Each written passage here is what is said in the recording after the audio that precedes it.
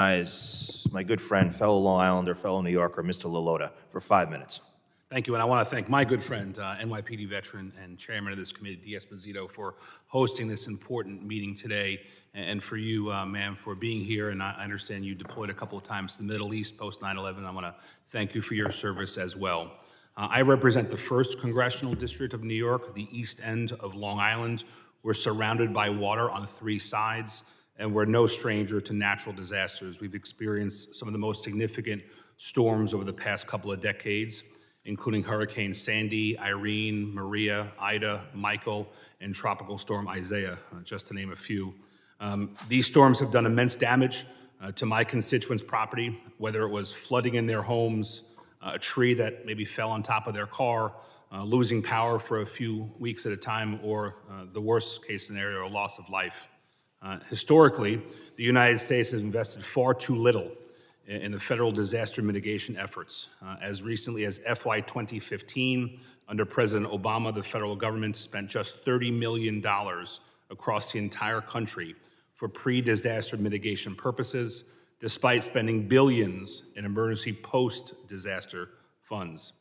That changed several years later in 2018 under President Trump, when he signed the Disaster Recovery Reform Act, which created FEMA's new and enhanced pre-disaster mitigation program, the BRIC program, that was set to disperse billions across the country for pre-disaster mitigation for communities.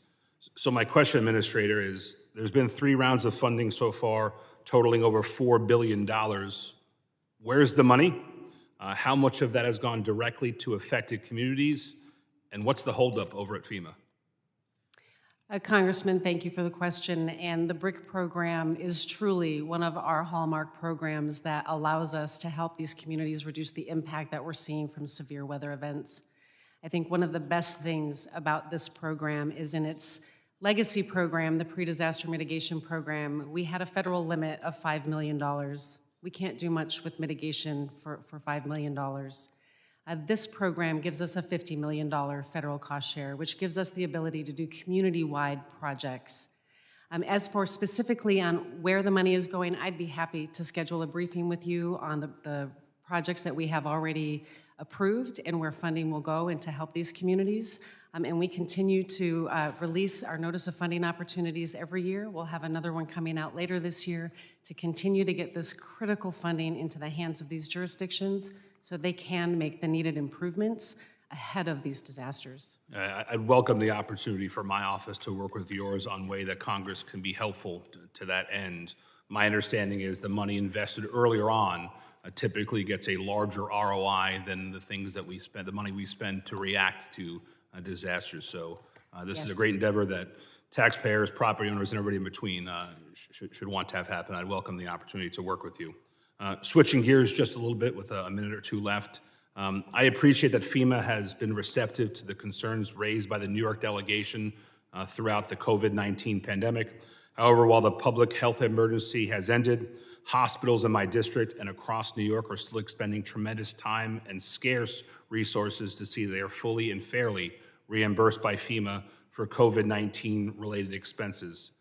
My question is, as the agency's focus shifts to preparing for natural disasters and other potential threats, what is your agency doing to ensure that outstanding applications for reimbursement of COVID-19 related expenses are indeed addressed? Yeah, the COVID-19 incident period is the longest incident period in our agency's history. Again, just closing on May 11th. We continue to prioritize the reimbursement requests from hospitals, and in fact, in New York, we have created a task force to work specifically with them so we can continue to support the costs that they incurred to help make sure that they were keeping people safe throughout the pandemic. We treat all of our disasters the same, and COVID-19 is the same as all of our other major disaster declarations. We have dedicated personnel working across the country to make sure that we're treating all of the requests for reimbursement that come in equally.